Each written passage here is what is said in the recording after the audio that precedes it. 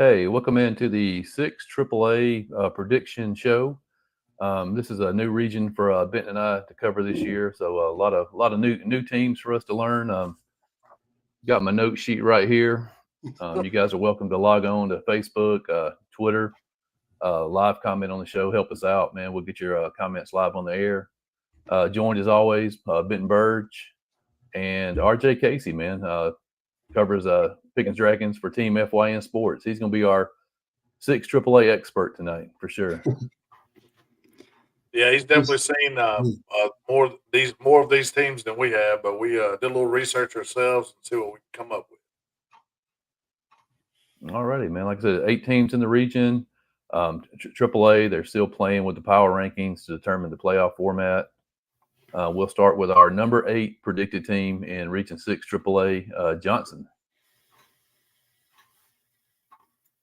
Yeah, Johnson's out of the Gainesville area, and they've had had some rough patches here lately in their football ventures. But like you were saying before we were talking before we came on the air, they won 4 games in the last season. So maybe it was kind of like that same way for Gilmer. We're familiar with Gilmer. They had their rough patch several years ago, and then they slowly but surely picked it up. So same thing could be said for Johnson. You never know with how seasons are going to turn out, and Pickens and Johnson are familiar with each other over the last several years. And we'll have to see how the Knights fare in this new region. Yeah, looking at what Johnson returns, I mean, they're losing most of their production from last year. Had to break in a new quarterback. Moving into this new region, it's hard to predict where teams are going to finish, and we were asked to do so. So, just by what I see, paperwork, and then what highlights I've watched of returning players. Um, this is why I have them last right now. But you never know. New region could be a crazy one. Yeah, like I said, on paper, they're replacing their starting quarterback from last year. Top 2 leading rushers graduated. I saw where their best defender transferred to East Hall in the offseason. I mean, so you look at all those factors, and you have to consider they're fighting an uphill battle going in. Like RJ mentioned, 4-6 last year. Had a couple of big wins towards the end of the year over Clarkston and Towns County. I think they beat Towns County 35-0 there in that last month of the season. So they got the program heading in the right direction. Just a tough schedule of teams for them this year, though. And like I said, we all ranked the teams from 1 to 8. We put them all together and came up with a consensus of how these teams finished. If you're wondering how we came up with these order, but our number 7 predicted team, Chastity. Yeah, much like Johnson, they've sort of struggled here in the last several years with football, and they're probably in the same boat. They're got a lot of young kids trying to turn around a program, probably in a little bit better situation than Johnson is right now, I would say.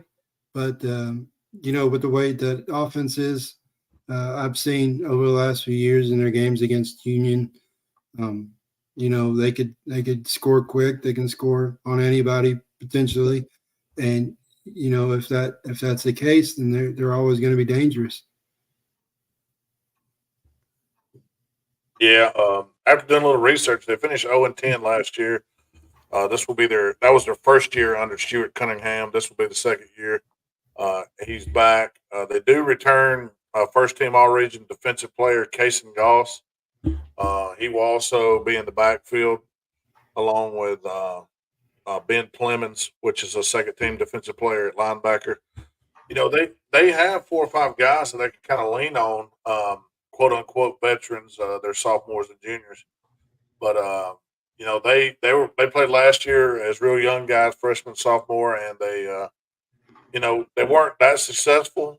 But time time really time on the field is huge, and I think they're going to improve enough to at least finish one away from the bottom in this region this year, I believe.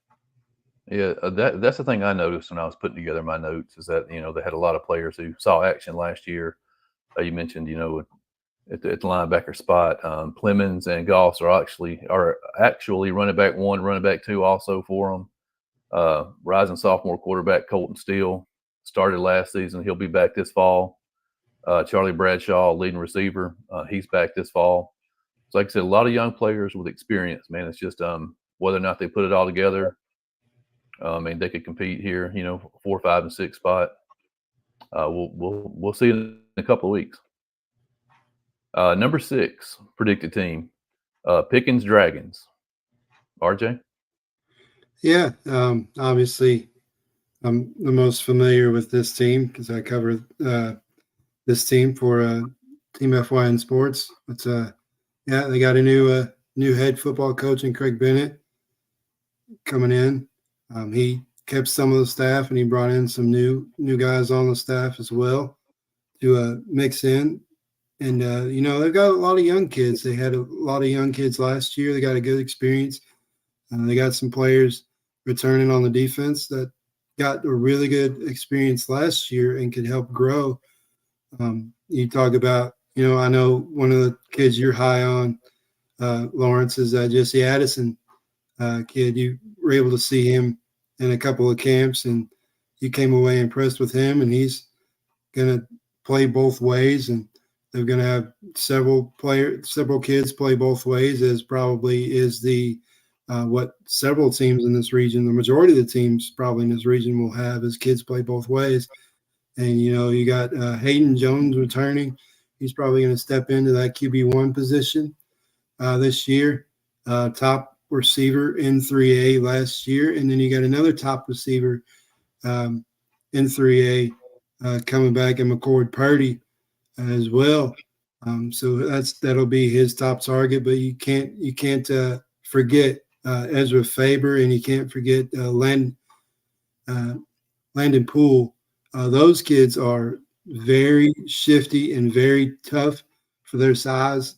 They're probably a little undersized for what they play on defense. They could both play corner a little bit and safety, and they're probably a little bit undersized, but they get after it, and they will upset some coaches here in this region. So I'm looking for some exciting things out of this bunch. I think if you're looking at tiers within the teams, I know we're going to talk about these teams later on, but if you're looking, I would put Lumpkin probably 1 and Greater Atlantic Christian 2 right now. And then you've got this next tier, and you've got North Hall, White County, Dawson, and Pickens. And those 4 are going to be battling for those other spots in the playoffs this upcoming season, I believe. And so I think they've got a good shot at making it if they can turn some things around. There's a lot of excitement now with the new coach coming in, and I think they're in for a bounce back season.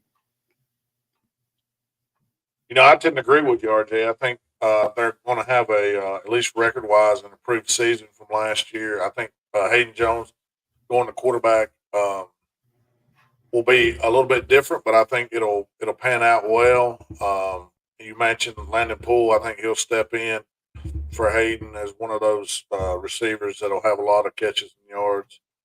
I just go down the list of all region players from last year. You got 7 either first or second team all region offensive or defensive players returning, and they're all juniors and seniors.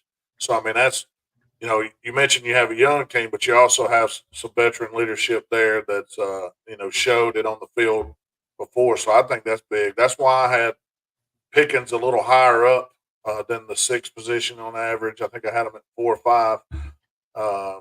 I think Pickens has a bounce back year, and they'll challenge for a playoff spot. I think they're a fringe playoff team right now, if I'm not mistaken.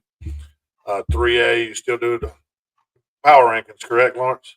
Yeah, I think the power rankings are still in effect. Yeah, so that'll be very interesting to see. I'm not really sure who Pickens has in the non-region. Do you know, RJ? They've got Pepperell. Pepperell is at home. They got that's Norville, and then Gilmer comes to town. I think that first game, probably even the first two games, should be a great litmus test because I'm hearing a lot of good things out of Pepperell right now, and I think they're gonna have a surprising team. So I think it'd be good to see how they match up there week one. Yeah, I think probably the reason Pickens fell to this sixth spot for most of the voters that participated in this were, I mean, the fact they're having to replace almost 2,100 yards at the quarterback one spot. How many years, RJ, has it been since there's not been a striker at the quarterback spot? 8. This will be the first year. First So time in 8 years. yeah, Yeah, so they're having to move their leading receiver to quarterback. Supposedly, when I was looking at the stats, man, I was super impressed with McCord Purdy. 649 yards receiving last year with 12 receiving touchdowns, which is super impressive. And if you look at the defensive side of the ball, they got 4 guys returning that had close to 100 tackles last year. Oscar Rivera, Hayden Rowland, Hunter Bryant. I mean, all guys who were big last year on the defensive side of the ball. If the defense can keep the game close, I mean, I've heard some good things about Hayden Jones in the offseason. So if he could step in at that QB1 spot, Pickens could compete there for that 3 or 4 spot. Number five ranked team in our poll was Dawson County. Dawson, they're in that same boat. They've got potentially, another kid that you've seen, a new quarterback at that spot, young kid who's supposedly going to be potentially really good for them.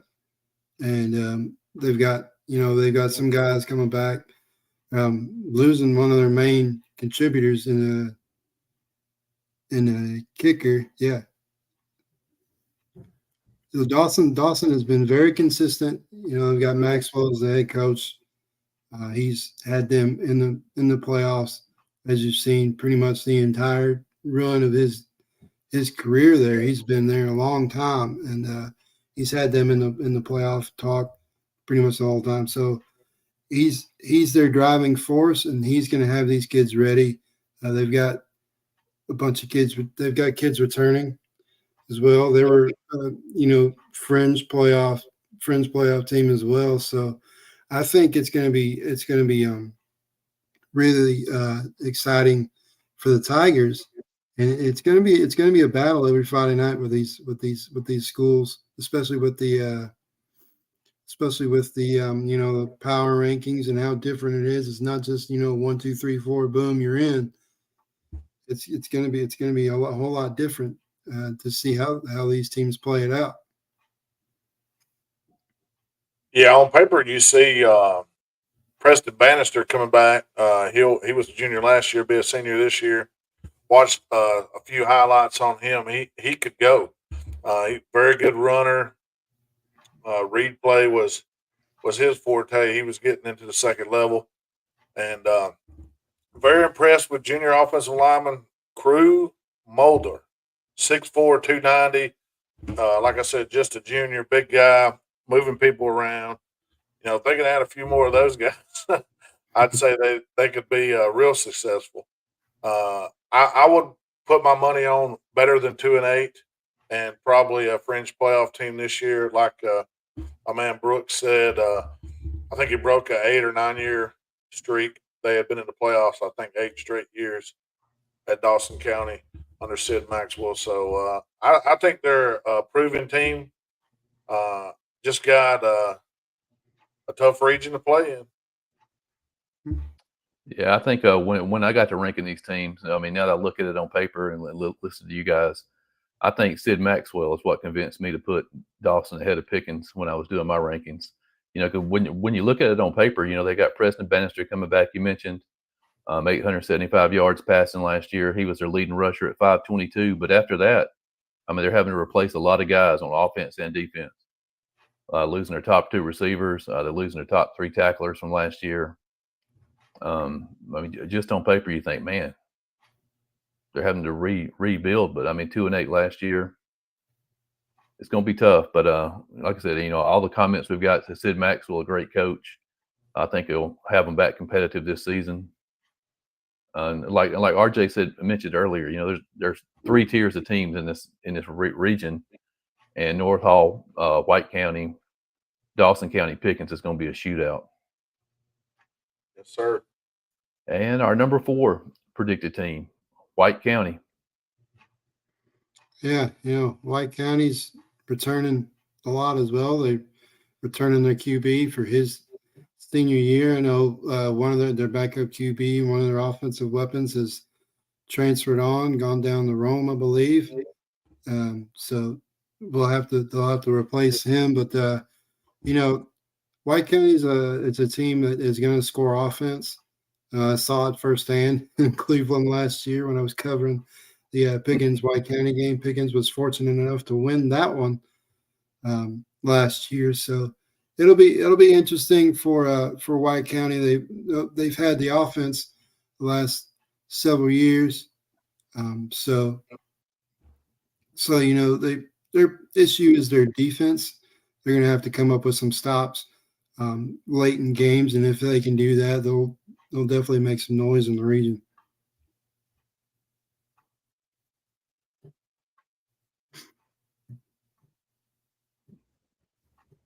Yeah, I think White County has the potential. To finish. To really compete for 1 or 2 in this region if they can be consistent. We saw them last year. They took Lumpkin to overtime. And then they turn around the following week and they lose to Pickens, which they were 28-point favorites in that game coming in. But you mentioned Trip Nix is coming back, 1,700 yards last year as a QB1. They have another kid, Cash Watkins, is a backup. That's going to be a real bright spot for them in the future. I like White County on the defensive side of the ball. They got probably the best linebacker in the region, John Scott, 158 total tackles last year. Alex Johnson had over 100 tackles. Jason Lewis returns 6 tackles for loss.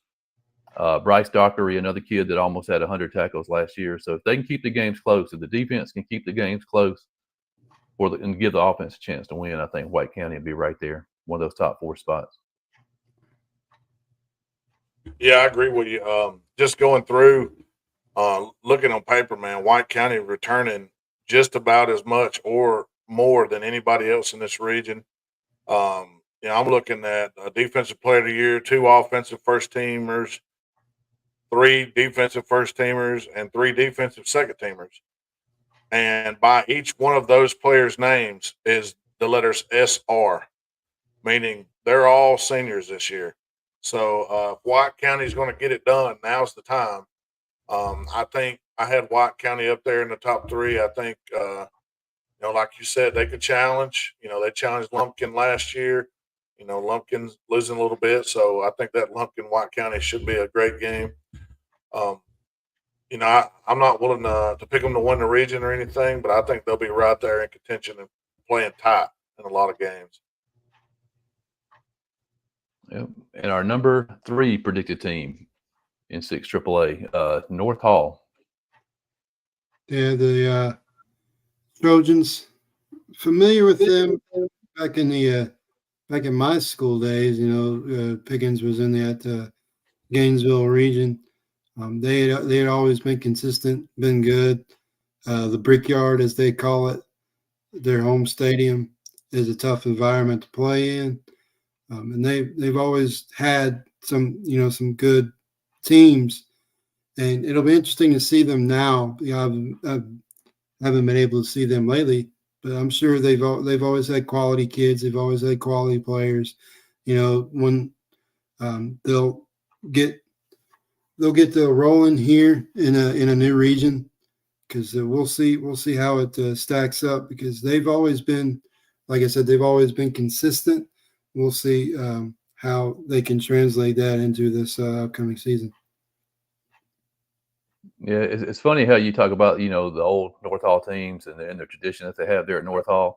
I used to live right down the street from North Hall. I spent 8 years just right down the road back in the heyday of North Hall football. So I think the reason I had them ranked 3rd here in this poll is from that. It's nothing I saw on paper, nothing I saw. A little bias, huh? A traditionalist. I got you. Hey, looking back at what they returned under third year, Sean Pender, again, 6 or 7 guys with junior and senior next to it, 2 first team offensive linemen, a couple second team offensive linemen. Heck, give me some good O line play, and show me that, and I'll show you a good team.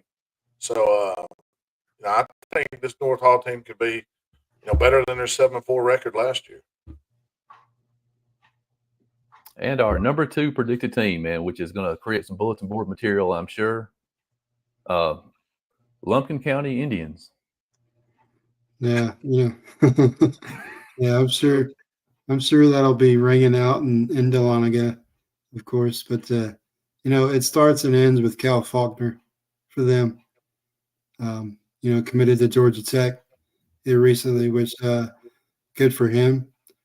He's going to the good guys.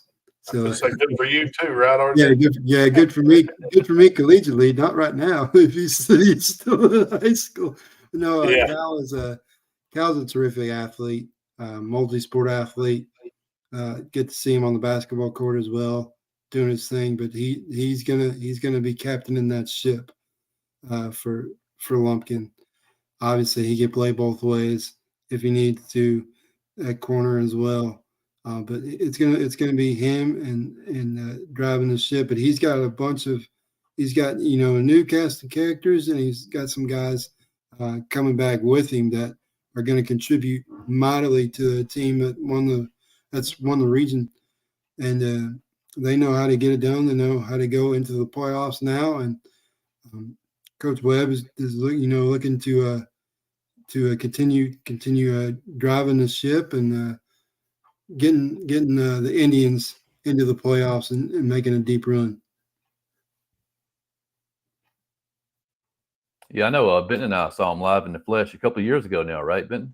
In that spring game, that preseason game, and super impressive. And they've been going uphill ever since then. Man. They had that physical running quarterback that year. Yeah, and they were just. I mean, we were kind of surprised at that point, because we were used to the old Lumpkin County football, and Coach Webb stepping in, man, it was like a whole new team. And like I said, they've been in an upward trajectory ever since then. I mean, 12-1 last year, third year under Heath Webb. Had the most wins in school history. And also another interesting stat, scored 160 more points than any other team in Lumpkin history. And that's a lot of points, gentlemen. That's a lot of points. Another one of those teams just returning a lot of juniors and seniors. Of course, you talked about Cal Faulkner, Jacob Garmany, first team offensive player. And you don't talk enough about place kickers. Will Staples, first team all region kicker, man. I'll give the kickers some props there. Not all kickers get any props. I'm gonna give him some. But I think this team will finish in that 1-2 spot. Of course, we're giving people some bulletin board material because Lumpkin, I think, just jumped on as one of our teams this year. And, nothing against you. You'll probably prove us wrong, and we hope you do. But, we'll go with 2 right now for Lumpkin. Yep, and the number 1 team in 6 AAA, Greater Atlanta Christian. Yeah, admittedly, I don't know too much about them yet. Haven't really seen them. I know they've got a good set of athletes at that school, like they always probably do. Finished into the playoffs and made it into the playoffs and got, I think, a round won, or they won in the first round and got to the second round, and so they're obviously going to be tough. I would probably still put Lumpkin 1 right now, just because more familiar with Lumpkin. But Greater Atlanta Christian's going to be right there. I don't know with the new rules and stuff. Can they technically still win the region with the new rules? They can win the region, but their power ranking will be going to the private playoffs between 1 and 3A. Yeah, the only thing they can do is take an automatic bid from the region. If they win the region, then 6 AAA does not get an auto bid in the public side. Public school has to win the region to get the auto qualifier. All right. That stuff still confuses me. So that's what. Yeah, it's not over yet. Yeah. GAC coming off a 9-2 year, like you said, the playoffs, 13th year under Tim Hardy. One of the big things I look at dropping from 5A, which they were playing some real stiff competition, down to 3A. Not saying that Lumpkin and these guys are not good teams, and they will be good teams. But I think that's one of the driving factors for me putting GAC at 1 is, playing in these upper classifications. Also, they return, first team all region receiver Gabe Daniels, Reed Boyles, a beast at linebacker, first team defensive guy, and then they got a slew of others. And normally these teams are, bigger in size. They're probably going to put 70 to 100 out there at GAC. So I've actually played at GAC a few times in my career, and it was never a fun outing. So maybe that's why I got GAC.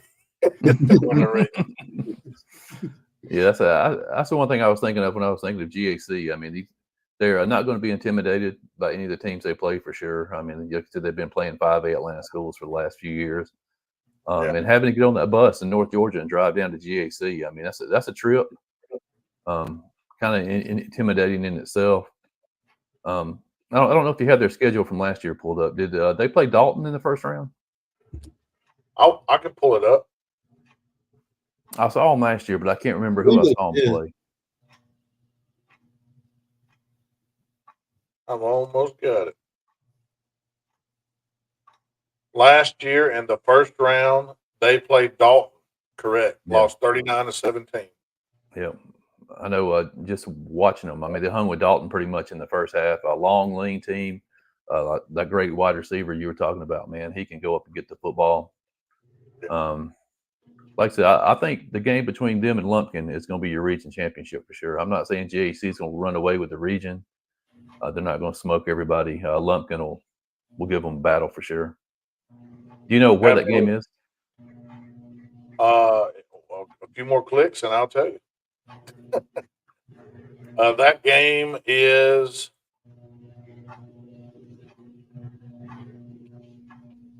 at Lumpkin this year. So, I mean, right there, that gives the advantage to Lumpkin and getting to play them at home. And it is the first region game of the year. So somebody's going to set the tone right from the start. Yes, sir. GAC they host Noonan, at Decatur, at Westminster, and then we'll be at Lumpkin County in 4. Well, all right, man. I am very interested in learning about these teams this year. Like I said, White County, Dawson County, Lumpkin County are new teams that we're following this year. Look for us every week. We do a pick 'em show. We'll pick all the games. Friday night scoreboard show after the games will be on to discuss the results. And RJ, thanks for stopping by, man. It's been a while. Yeah. Like I said earlier, a long time no see. So it's good to see you boys again. It means we're getting closer to football season. So looking forward to joining you on more shows here as the season gets closer. Yeah, check us out on Twitter at Northwest Georgia Football and post your highlights. Each week, our opening to the scoreboard show, we'll have different highlights from the different people in our area. So I will edit it each week. You have to look for yourself. You might be on the scoreboard show intro, and we'll come on as soon as we get home after the game. Normally it's between 10:30 and 11, something like that. Normally stay on 30 minutes to an hour and give you all the scores, breakdowns. We do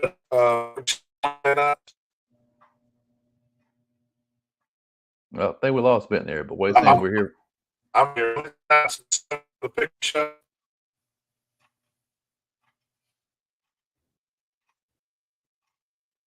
You got a copy on me?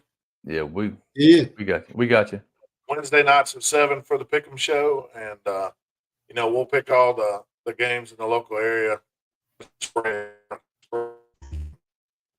Well, all right, guys. I think the internet gods have been good to us for about 30 minutes. They're saying the heck with that. So we will see you back here. I don't know if we have any more preview shows to do before the season starts, but if you have a request for a preview show you'd like to see, send me a message on Twitter, and we'll see what we can come up with. Sounds good. RJ, thanks, man. Yeah. Thank you.